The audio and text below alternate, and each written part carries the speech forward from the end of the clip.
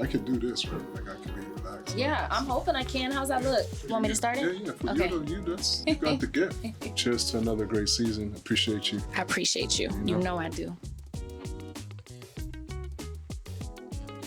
Wow. Blacklights podcast. Yes, ma'am. We're gearing up for season 3. Yep. My brother, I haven't seen you all summer. I know, it's crazy. The last time I seen you it wasn't the Black Football Forum, was it?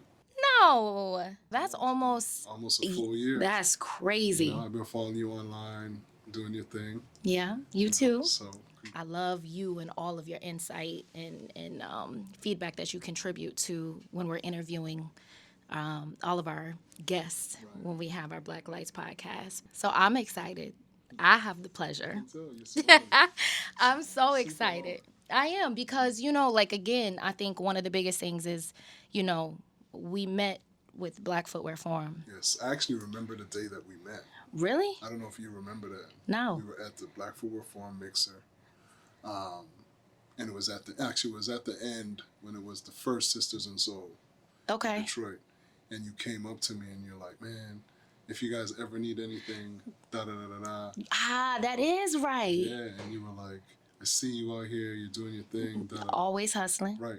We didn't even know that Blacklights would have became a thing at the time. Yeah. Right? So, we kind of spoke it into existence without even knowing. That's crazy. I remember it now, but now I'm like, yeah, because I recall when we were having a meeting and we were talking about BFF and the different ways that we needed to fund and support, our initiatives, right? And I remember Blacklights podcast, but that is the first time I said, whatever you need, let me know. Yeah. So, again, focusing all about you because I want everybody to know this is probably a little bit uncomfortable for him because he's more so, and I always like to call him, he's the plug. I feel like you create opportunities for people. Cheers. Cheers to us. So take us back to day one, like we asked most of our guests, right? And how you got started within this industry. I mean, it's kind of interesting because it wasn't a goal of mine to be in the industry. Okay. I went to school, I played basketball for a long time. Like people who truly know me. What position? Point guard. Okay. Yeah. So you got handles. Okay. And hence why I'm, past the ball. Right? Yeah. So when I was in school, every summer we used to put on basketball camps. Mm-hmm. And similar to how I look at things now, basketball camps was making money, but you're also learning how to navigate young people. Yeah. Right? Because you're babysitting essentially for 8 weeks. When I finished school and playing basketball, I got really interested in giving back. Mm-hmm.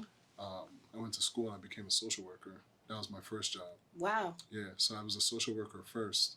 I did social work for 10 years. Yeah. Why didn't I know that? Yeah, most people don't know. Wow. Yeah, I did social work for 10 years. I knew you did it, but I don't think I knew, the length. I had a full career in social work. And the reason I decided I wanted to leave social work was because I felt like I was getting in the way of the next generation being able to help themselves. Mm-hmm. Right? I had a cool opportunity because when I was in social work, I always used to wear different sneakers. Mm-hmm. That's how I connected with the kids. Mm-hmm. Right? Because there's a language that sneakers has that we don't talk about a lot. Come on. But if you have Jordans, I have Jordans. Okay, I kind of rock with her because, Yeah. And I picked Jordans not because I think it's the best brand, because I know my brand homies are like, why you say Jordan? Right. So at the time when I was doing social work, I used to put together programs that revolved around sneakers and life skills. Wow. Right. And I'm actually a trained life skill instructor. Most people don't know that either. So that was kind of my give back. Mm-hmm. And I got recruited from a museum in Toronto to help them develop programming for the first ever sneaker exhibition in North America. Wow. Because they had heard about the programming side of my social work career. Mm-hmm. And they're looking for someone to help drive people to the museum. And that was the first time I actually stepped in to the quote unquote industry. Okay. I was working from a place of helping, not from business. Mm-hmm. I probably shouldn't even be saying this on air, but what's cool is the job was partnerships and programs. Okay. And I lied and said I knew everything about partnerships, but I had no idea. I just learned on their dime and on the job. Mm-hmm. That experience was really interesting because I went from social work to now kind of museum studies by the way of sneakers. Okay. Right? Yeah. And that's when I met Dr. Dwayne Edwards, actually. Okay. I reached out to him to be a speaker to the exhibition, which was now almost 12 years ago. I reached out to him and I said, I would love to bring you up to be a guest speaker for this exhibition. And at the time, because museums were completely different, he came and he didn't realize there was another black man. Yeah. So he's like, black dude working in a museum? Nah. Yeah. Right? Yeah. And then he was like, well, like, what are you trying to do? Like, after we're kicking it. And at the time, I was like, I really want to put on my own sneaker exhibition. Okay. Because now I have all the tools and programs, partnerships, curation, all the things. Yeah. And that's how Dwayne and I became connected. So I stopped at the museum, and then I started what is now MARTK'D. Okay. The reason that happened was you're the founder of MARTK'D. The founder of MARTK'D. Yeah. Is when I left the museum, what I realized is the museum was just a house for programming, but I could take the programming and what's called MARTK'D now, do it on my own. Sure can. So and you just had an event, right? You just had an event we recently. had something with Rubik's Cube in Toronto. Yeah. Yeah. How was that? It was amazing. Yeah. Yeah, celebrating their 50 years. That's awesome. Shout out to Alexander John. Yeah. The Reebok team. They came through and we did some special stuff. Yeah.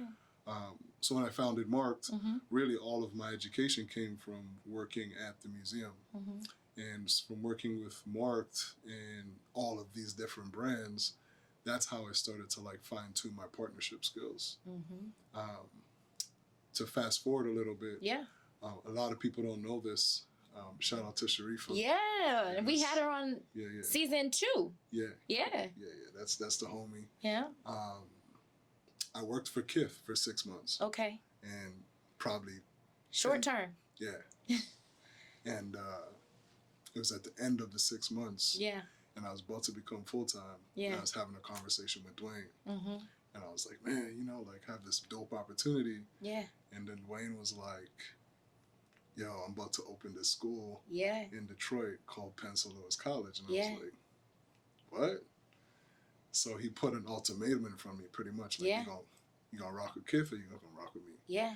And that's how it all happened. So I have to ask, because I know just even listening to that, I know it was a tough decision. How did that conversation go? Which one? There's two conversations. There's 2 conversations. How did the one go with Sharifa? That's probably one of the hardest conversations I've ever had to have in my career. Yeah. Because I really respect Sharifa. And we had a really cool, good team. We were building something. Yeah. And then this almost a dream opportunity came up that I had to make a decision. So I just told her straight. She wasn't happy with me at all. But it's still all love because she showed up. Oh, no. Yeah. It took us, I don't think we spoke for I think a year or so. But still love. And then I reached out and I was like, yo, I need you on BFF. And that's when we started to fix everything. Yeah. But it wasn't an easy conversation because she looked out for me. Everything was in order. Our team was built. Yeah. And then here comes, the universe. Yeah. Oh, you sure you want to do that? Yeah. Let me see a decision for you. Yeah. I mean, anyone who knows Dwayne well, he's a visionary, and he always makes things appear easy, but they're harder than they actually seem. Absolutely. So he's like, no, put it on paper what you'd want. Yeah. So I was like, are you serious right now? Because I have another opportunity. Yeah. He's like, put it on paper. Yeah. Right? So I put it on paper. What a blessing, though. Yes. To even be able to, right? Yes. I mean, the cool part about it is, like I said, it's a 14-year relationship. Yeah. So at that time, it was 10 years, right? Or 11 years. For him to see the growth from oh, this kid don't know what he's doing, to now be like, we should join forces. Yep. I was like, that's crazy. Yeah. Right? Yeah. So I put everything on paper. He agrees to pretty much everything. And he says, the only thing you got to do is tell Sharifa, though, immediately. Yeah. And that was the hard task. Yeah. Because it's black woman, strong black woman, super respect of her. And that was the only way I could move on. Yeah. And then that's how it all happened. Yeah. So fast forward, because that was one of the things too, as far as what you talked about. You're like, that's a 14-year relationship. Like even that gap before you started in your position. Yep. Right. And so currently, is that same position that you're in now as far as director of partnerships for PLC? Yep. Mm-hmm. Okay. So my question then would be like, what would you tell? Because that's one of the things, even for like youth, right? That you never know what one conversation 10 years, you know, like right now can produce for you for 10 years. So like, 10 years from now. So like, what advice would you give to those listening as far as like, just, you know, when you do meet people and networking and relationships, like how important is that to success in general? Yeah. I mean, I feel like networking is super important because that's how you're going to navigate your career. You're meeting people. It's not always the person that you think is going to help you that's going to be probably the person who push you through. Yes. So it's more about being open to new spaces. One thing I've learned is like, if you're in the footwear industry, start to make connections that are adjacent to footwear. Yeah.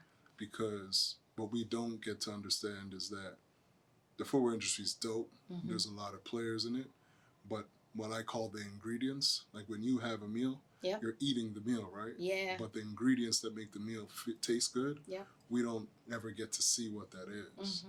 And that's the most important part with networking. So a lot of times, like, I'll use Dwayne, for example. People want to meet Dwayne, right? But it's like the BTS team is how we move together as a unit. Absolutely. But no one wants to network with, you know, ABC person. No, they want to go direct to the source. Right, because the source is the source, right? But the truth is, it's like, we're at the Foundation Hotel. Yeah. Like, the structure of the hotel is tight. Yeah. But it's all the staff that are in and around. Homie that came in and cleaned up the floor. Yeah. Like, he's the plug as well. Absolutely. Because he understands how things work. Absolutely. So for me, it's like not only networking with like the shiny thing or, you know, your point of contact. I really want to meet so-and-so, but like also network with like the left, the right, the back, the forth that make things come to life. They're almost the same level of value. See anyone who's successful, like it's the team. It's the team of people who are shout out to PLC team too. I'm talking about the best. The best. For sure. Small, for sure. but mighty. They get things done. I always say, you know, it's a big brand, small team. Sure is.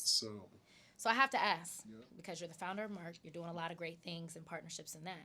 How do you balance? Because that's your baby. I mean, it's interesting because I don't even look at it as balance because they complement each other. Okay. Right? So like a lot of the things that I do in MARTK'D also are transferable to PLC and PLC to MARTK'D. So for me, it's not a balancing act. It's more of like, how do I make sure that, you know, it's both are helping each other. Yeah. So I don't have to balance it. That's awesome. Right? With MARTK'D, it allows me to be in the community in a different way. Yeah. Because I'm no longer, you know, the leadership role. Yeah. I can be on the ground, which is very valuable because like now I'm with the people. Yeah.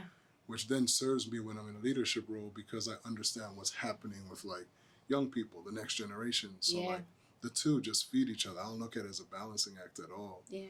I look at it more as like complementary to each other. I'm blessed to be able to do MARTK'D and have my job. You really are. Yeah. Yeah. For sure. Because a lot of people don't have that same opportunity. Yeah. And at the same time, like, that's why it's like that. Like that's part of the reason I have the gig at PLC. Yeah. Because of the work that I did with MARTK'D. Otherwise, I can't tell you that I'd be there. Yeah. So I'm super proud of you. I tell you all the time. Thank you.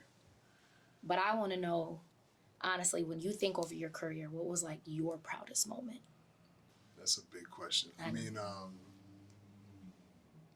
so I think like when we think about proud moments, we add something positive to it. My proudest moment was overcoming a challenge, right? In the middle of my career, I dealt with a real racist experience. I was in a very predominantly white space. Okay. They let me know that I was the only black person there. Okay. And there's a couple instances where, Do you feel like it was a check the box thing, or was it? No, it wasn't a check the box thing. Okay. I think, like I said, I worked in museum settings for a long time. Okay. So when you work in a museum setting, like there's not, at the time, Mm-hmm. there wasn't a lot of black people, Mm-hmm. and there wasn't a lot of black people that are from the sneaker culture. Mm-hmm. The culture is completely different when you Mhm. go into a museum, Mhm. right? Like, we're going to smoke, we're going to drink, we're going to carry on. Yeah. Now, a museum's not necessarily prepared for that. Mm-hmm. So the conflict is, how are you putting a show on, but you're not prepared to deal with the culture that it's going to attract? Yeah. So then there's a translator like me, Mm-hmm. but I'm there day in and day out. Yeah. So I'm answering ignorant questions Mm-hmm. because instead of them doing the work, Mm-hmm. what they're saying is like, well, Dion, you just figure it out for us, Mm-hmm. which isn't cool, right? Mm-hmm. Um, That happens a lot. oh, it To happens us. way, but behind the scenes. Behind the again, scenes. right? Yeah. There was a sneaker book that I wanted, Mm-hmm. and someone who was very senior is like, we worked together, and I said, could I borrow that book? Because I'm gonna do work, like to understand the museum more. Yeah. The person told me to sign a sticky note To make sure that to make sure you that I return it, and I work here. Wow. So I'm like, oh, okay, Wow. right. The old version of myself Yeah, go ahead. is not good, right? Yeah. Like, I'm shooting from the hip. Yeah. But I had just learned some tools that I could use. So I was Yeah. actually excited, right? 'Cause I was Yeah. like, well, here's the situation that's presenting itself that's going to let me activate these tools that I learned, Mm-hmm. right? Can I ask where you learned these tools? Like, was it things that you sought out for yourself? Was it through mentorship? Like, just curious. Mentorship, and then I also went through and got trained in life skills, Okay. right? So at the time, I was still leading life skill classes Okay. where I have 30, 40 people who I'm helping navigate their life. Yeah. And in speaking to these people, I'm picking up all these, Absolutely. all the game. Yeah. Right? So what happened, I didn't curse her out, Mm-hmm. but visibly Mm-hmm. you could see like, oh, Dion ain't good, Mm-hmm. right? Shout out to my mom. So I call my mom and I'm like, what's going on? Mm-hmm. And she's like, what happened? Mm-hmm. And I couldn't even get it out. Mm-hmm. And she heard me. I told her the whole story. Mm-hmm. And my mom says to me, you could do one of two things. Mm-hmm. You could go back and curse everybody out, or you could figure out how this is going to serve you, Mm-hmm. go home, wash it off, and go back tomorrow. Mm-hmm. Regardless what you do, I love you. Mm-hmm. Right. But being able to go home, be mad, frustrated, Yeah. figure it out, and then show up tomorrow, Yeah. that's the proudest moment of my career. That's awesome. Because I know you love your mama.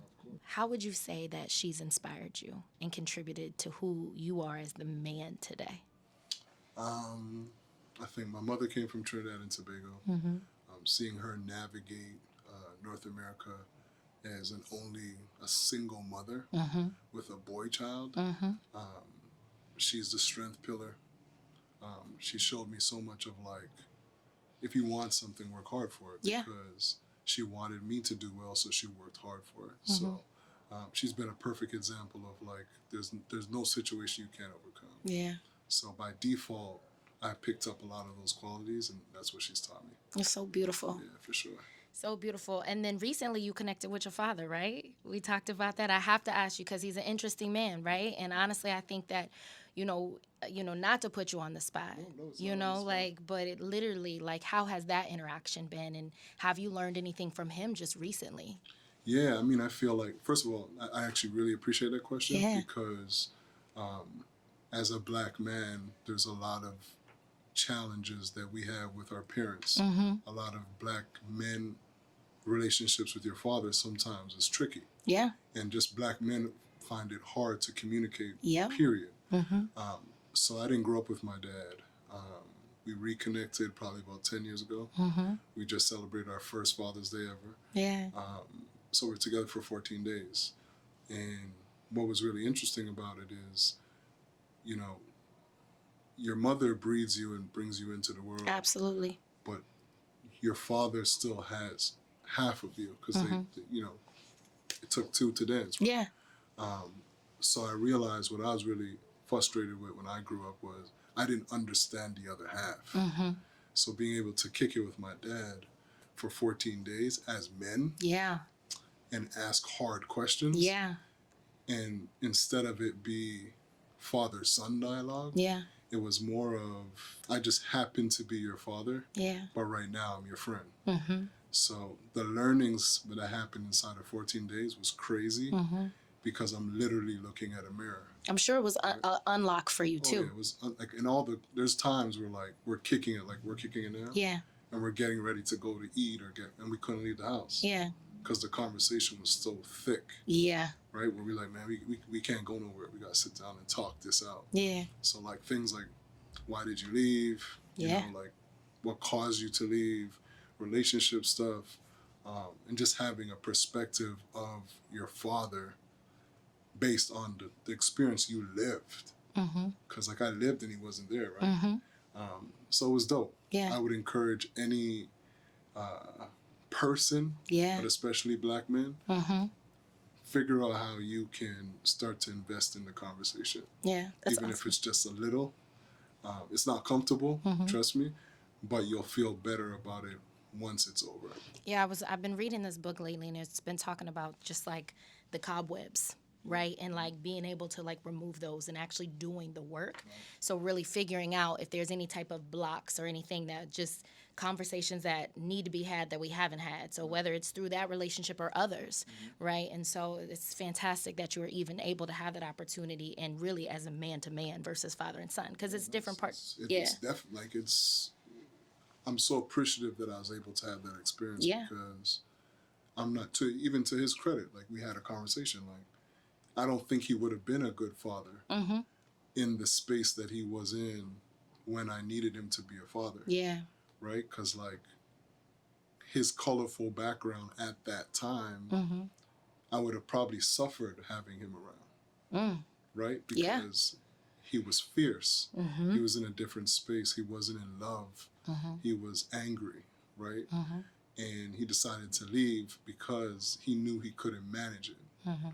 Now, people have their opinions left or right, but at the age I'm at now, to have that conversation and truly understand, like, for me, people don't have to agree, but humans are wired by principles.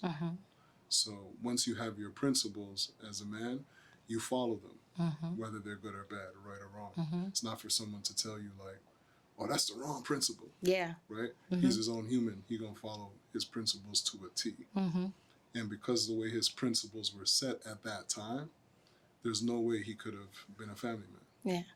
As far as even within your career, has there been, anything that you feel like, whether it's character traits or anything that has fear has gotten in your way in reference to just development path or in your career? That's a good question. I wouldn't say there's blockers in my path. I think that I've been blessed to have all these experiences, but at the same time, you're like going down a road and you don't have a map. So like not being able to have resources to the left or right when you're now going through things for the first time, you're just acting how you naturally would act. Yeah. Like Kevin Carroll said to me, you're one step away from being your old self all the time. Yeah. So I think it's more of like, how do you continue to reinvent yourself? That's the hard part. Oh, as you start to go into other spaces, right? Yeah. Like the Dion that you met in 2022 is not the Dion in 2024. And won't be. Right.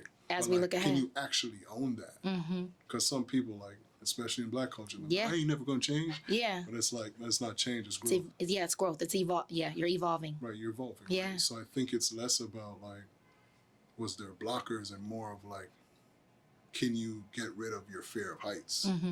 Because it's like, no, you could do that. And you're like, nah, I can't do that. Because, like, I don't have an example of that. Yeah. Just in general, however you want to answer the question, but like, where do you see yourself in the coming years? Yeah, no, for sure. I think for me, and we talked about this earlier, is like, I want to see myself as someone who started in the sneaker industry and then evolved to places that I didn't even know I could go. Yeah. Would love to transition to be able to help more. And help means like helping brands, helping individuals. One of the things I say all the time is it's not about me, it's about many. Right? So I love that. How can I help many? Because I've been able to be blessed to have all this access. So the next level of it is like the fear of heights of me saying, you know what, I want to build this thing, but I also want to bring these people with me that will also help those people over there. Yeah. So my vision is just like, I'm not sure what it's going to look like, but it would definitely be about like empowering creatives, working with brands to be the bridge for others who want to get into the industry. I told you the plug. You're the bridge. Sure. But You want to call it that. And then, of course, committed to the PLC work, where what we're doing at PLC is truly disrupting the educational system. So seeing that through, and again, like I said, being in a complementary role or being in a leadership role doesn't matter to me. Yeah. What PLC as a house is doing or as a vehicle is doing, we don't even understand it because we're in it right now. Yeah. You know, we've talked about this through like with our guests, right? And the importance of like your inner circle. And so my question for you is like, how often do you tap into your inner circle with some of these like future decision making? Like, you know, how important is that to you in reference to growth? I mean, it's super important. Yeah. I feel like I call it your circle of influence, right? Because I have a circle of people that, you know, I trust their opinion. They're going to tell me whether I'm doing it right or wrong. They don't care about my feelings per se. But you need to build that. For me, I tap in with them often because my circle of influence isn't people who are in the industry per se. It's my day ones, like people who, yo, let's just go get a drink. Yeah. Right? They don't even know what I do. They're just, I want Dion the human to be good. Yeah. Right? Which is important as you start to go higher and you have to be more ambitious. Yes. Because, you know, Lachey gonna be Lachey. But to the world, they may not see you as Lachey. They may see it as like, oh man, she is C-suite. I can't talk to her. Which you can get blurred lines really, really quickly. Like you forget, like, oh shit, this is not, it's actually not real. Yeah. You know, like all this stuff we do, like we just humans. Yeah. Got two hands and 2 feet. Right. Yeah. But you need people around you who keep you grounded. Yeah. Right? To remind you, like, no, remember, like, you the same knucklehead from, right? Versus, like, oh, that's Dion from PLC or the founder of MARTK'D. Like, people who know me will be like, yeah, he's super selfless and humble. You are super humble. There's times where, like, I'm a butthead for sure. Yeah. I know that. But I think that's the interesting part. Like, just make sure you have people around you that keep you grounded. Yeah, but I would say even the butthead is because you care so much. Yeah, no, yeah, sure. You're passionate. You care so much. Yeah. But I mean, sure, that's a nice reason. Depending on who you ask. Yeah, for sure. I'll take that. Yeah. I know your mom, like I said, is so important to you. Would you say she's your inspiration or who has inspired you along the way? You know, my neighborhood in Toronto where I grew up is my inspiration. My mom is my like personal inspiration. Yeah. But the neighborhood that I grew up in Toronto and the circumstances, the surroundings that we seen every day, like crackheads, you know, people dying, crazy shit happening all the time. Yeah. It inspires me because that's where I started. Yeah. So if I could get out of that and do this, then what else could I do? Yeah. So that's the inspiration daily because, you know, like I was home recently, you see people who are still doing the same thing. Yeah. And it's not even that they're doing the same thing. They have the same outlook on life. So it's like hard, but it's inspiring me because they're like, yo, I see you out there doing your thing. Like, continue to do it for the, you know. Yeah. And I think that inspires me daily because I see life is not easy. No. You know? Yeah. What do you want to leave as your mark in reference to like last words that you could give to the listeners? Build something that's bigger than you. So when it comes time for you to move on, transition, those are big words. Yeah. It's still here to serve people. We're living in a time, I feel like, you know, it's a digital world we live in. So like with humans, you actually don't know what's going on anymore because everything's on the screen. Yeah. Right. So like you can set up something for people to have amazing human experiences outside of this thing. Yes. That would be the message to me. Like, as humans, make sure that, like, you're not just living digitally, Yeah. and you're working on something that's going to live after you, whether that's you stop doing. I played basketball, now I'm not in that, but Yeah. like what I contributed to basketball will live forever. Yeah.